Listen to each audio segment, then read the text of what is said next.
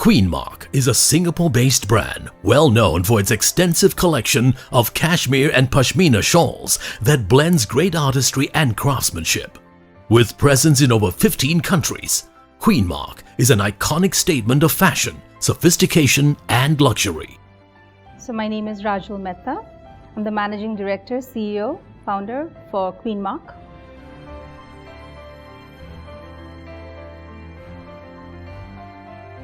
I come from a big family. My father and my grandfather both were entrepreneurs, both did businesses, and my father studied in Scotland. He did his PhD there. He came back and then went into the family business, which was diamonds. My mother at the same time, she loved social work. So she started something about 25-30 years ago where she wanted to help a lot of the people who were unprivileged, and she was really a great cook. So she started teaching them how to make khakra, which is a well-known Gujarati food. And today there are about 500 women who work there and have a livelihood, and she's given almost all her life to it, which is both the parents have done something like that. So it was very interesting. Siblings, we were 3 of us. So I have a sister who passed away, and then I have a brother who's also into the family business, and that's the 3 of us there. I was born in Bombay, in the city, and it was a hustle and bustle of Bombay life that I lived there till I was about 19 years old. I think the relevance of what I studied is always going to be there, because it was an exposure of things that you see, that you feel in a place, which sometimes you don't even know is registering in your brain. So I think when it came to me leaving India, a lot of aesthetics that I had with me came along, which was something that I really didn't know that I had till eventually when it came out in places like art and stuff. When I was doing things, it came out, the ornaments and stuff. What I studied was, I was in a normal school, and then I went to study economics in a college called HR in Bombay. And then that was about it in India. And eventually when I went to Israel, I continued my studying there. I moved to Israel when I was about 19 years old, and I went to an art school there, and I studied there for about 8 years. So I got my teacher's degree as well as my undergrad degree there. I always came from a family which was entrepreneurs and people who did businesses. So in my family, both my brother and my father, they both work for themselves. But I think that the person who really impacted me most was my husband, who was definitely the strength and the pillar behind everything I did and I do today. His encouragement, and he's a visionary, and he's always been able to see things and identify things that work.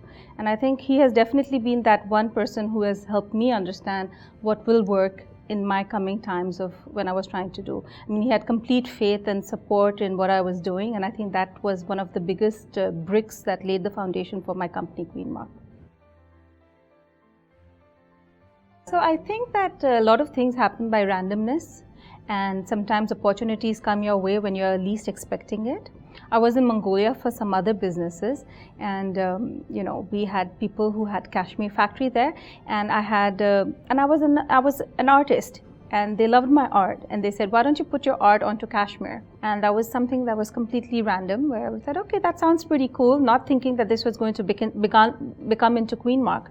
And we did our initial run with my artwork on it in a few different colors, and it was a tremendous success, which, living in Singapore, one would never think of opening a cashmere business, because Singapore climate and Singapore weather definitely doesn't need cashmere. And it was something that definitely, staying here, nobody would have thought of. So it was definitely something that happened by randomness.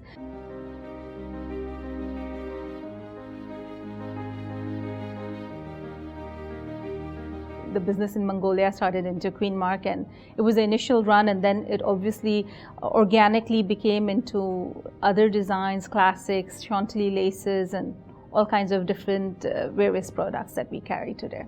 The challenge really comes is when you're really creative, and you also have to be constructive, or you have to be creative and you yet have to have discipline. And sometimes they can be conflicting, but when they can come together is when you can have success, because you do need creativity, but you also need that consistency to keep that moving. So I think it's a little bit of discipline, and I think it's that drive or that passion that you have that gets you to that next step. So I would definitely say that somebody who's passionate about whatever they do will give it 100%. And if you can be totally present in whatever you do and give it your all, I think eventually it will lead to something which is beautiful. So I think it was a pretty smooth journey when I think about it, because I mean it went first in small steps and then it became bigger. I think bigger steps were actually being in Fashion Week Paris was a big deal for us, and then eventually now also going to be in Bloomingdale's is a really big step for us. Getting into malls like Isetan, Tangs, and so many other stores. I mean, I think we are majorly in Great World and in Tanglewood Mall and most of the malls today, which is which is a great feeling. And also, I mean, eventually I started this business in India as well, because it was something that I didn't really think I was going to do, because I think, again, there's so many cashmere companies in India. Why would I be wanting to go to India? I mean, there's so many other places that I sell to, like London and other countries. But I had stores, and really good stores from India, that started approaching me. They saw our things in different places that we exhibit, and so today we are in like about 5 to 6 cities in India. So we are in Delhi, in Karma, in Folio, in Bangalore, in Mumbai, in Hyderabad, and in Ahmedabad. I mean, so it's organically just taken its own life, and we have established a company in India as well now. And I think it's all about the detailed finish. So for me, even in our products, I mean, from the packaging to the tiniest details of how the stitches have been made, whether somebody can see it or not, it's really important for me.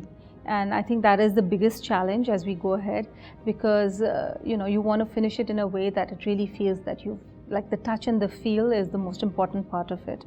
And I try to give it as much of importance that I can with the staff and for everybody, the way they will hold it, the way they will fold it, every little detail.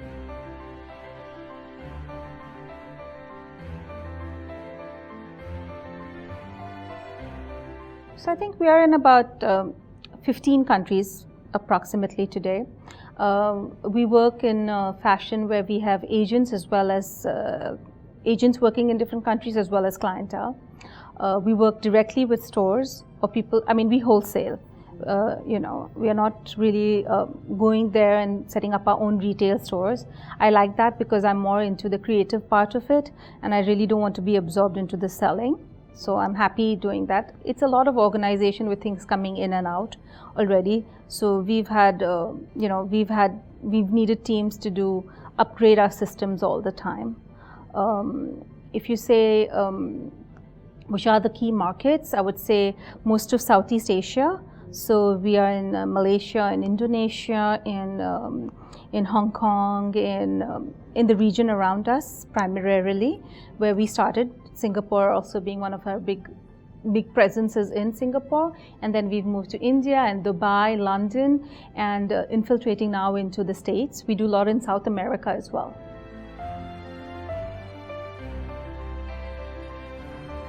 So I think one of the things that I think an entrepreneur has to do is to be able to take chances. And I mean, often they'll say, tell me how many times you've failed, I'll see how many times you've tried. I think that I'm a person who totally believes in it. So you have got to go there and test the waters and try to do something new, to shake it. And you might fail till you find, like 100 times of failure is to that one time of success. So no matter what you do, you've got to try and do new things. You will fail at things, but that's when you'll know that this doesn't work. It'll be off your list and you'll get to the next thing. So I definitely think risk takers are the one who will be able to get to the next feeling of eureka. The world has changed by your example and not by your opinion.